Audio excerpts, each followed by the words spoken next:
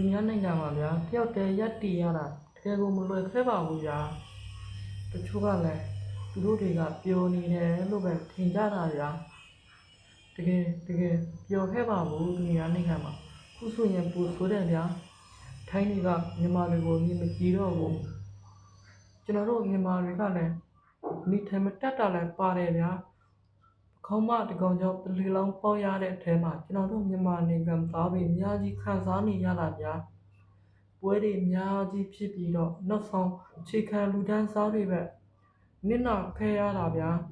ကိုနဲ့ဘာမှမစီမဆိုင်ဘာမှမသိပဲနဲ့ခံခဲ့ရတဲ့ကြောင်ဖျားချစ်တွေအများကြီးပဲဗျာနောက်ဆုံးနစ်နာသူတွေကကျွန်တော်တို့ရွှေ့ပြောင်းလို့ဒီမှာအောက်ခြေကသူတွေပဲဗျာဒီတိုင်းဆွေးချင်ကြပါဗျာသူများနိုင်ငံမှာမပြောလဲပြောအောင်နေရတဲ့ဘဝမှာဒီထက်ပိုခက်ခဲအောင်မလုပ်ကြပါနဲ့ဗျာဘယ်သူကမှပြောလို့နေကြတာတော့မဟုတ်ပါဘူးဗျာ